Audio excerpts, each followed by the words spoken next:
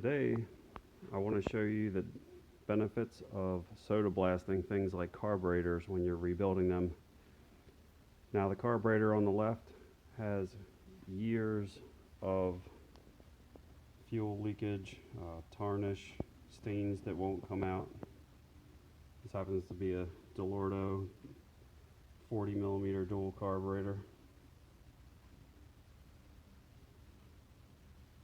And obviously this is the before I blasted it. You can see that the tarnish and varnish is all embedded in the grain of the aluminum.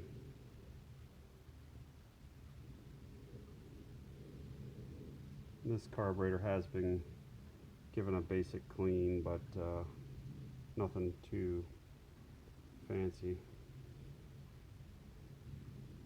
Now if you look, I used the soda blaster on this carburetor, even in between the springs. You can compare the two right there. The arms.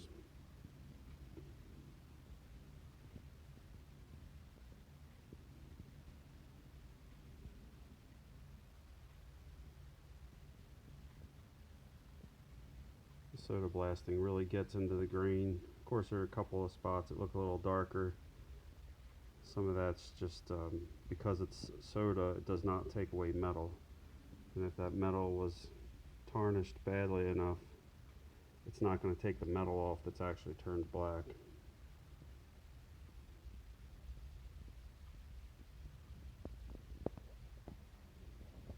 Another benefit to using soda as a cleaning medium is it washes away with water. So in all the fine drillings of a carburetor, you have nothing to worry about like you would with sand or glass beads.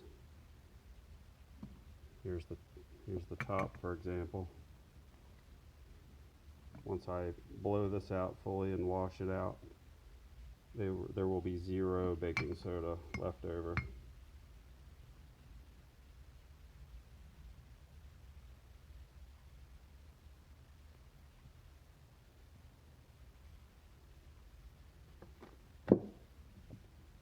Down here's the manifold. Now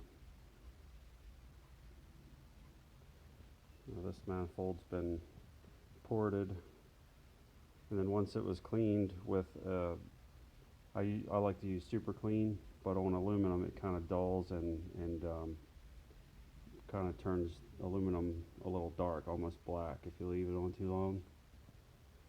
And if you've super cleaned something and you wanted to brighten it back up, this is the perfect thing to do afterwards. So you clean it to get all the grease off, which is always good to start with a clean part so you're not gumming up your soda, because the soda will actually get stuck in the grease and then it's not effective.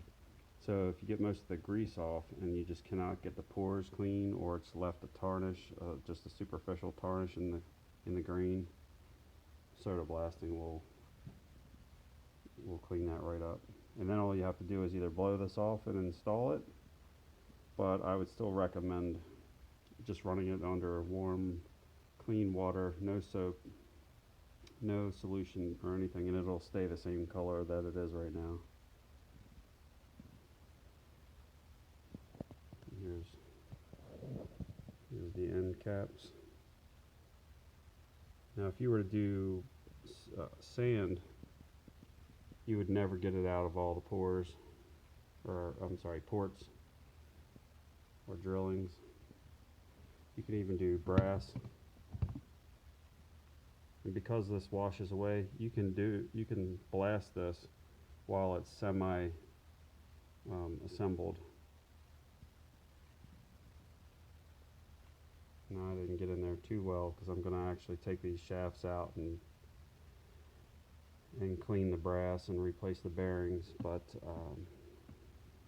just a quick blast, superficial, and there's some of the soda there.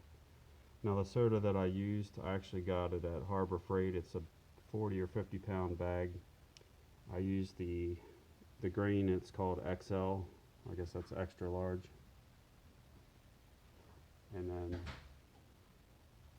And this is not a commercial for Harbor Freight, but this happens to be the gun that I used. And there's the item number. My compressor is a 20-gallon compressor rated at 90 psi, and it took less than 5 minutes to do this carburetor. And I maybe filled the hopper. This hopper holds about 20 ounces. I've filled that 2 times to clean one Dellorto carburetor. And obviously, if you're into Volkswagens or other carburetor or other cars that have dual carbs like this, like Weber's, it'll do exactly the same job, or even a Holley, or motorcycles. Now, it does not leave like the factory burnished shine. Let's see if I can focus that. It's very clean, but it's not burnished to a shine. But clean is good. I'm very happy with it.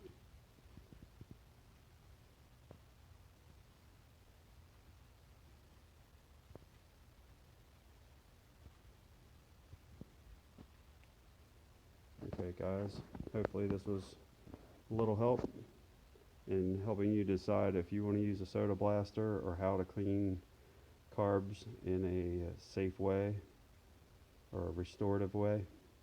Alright, have a great day.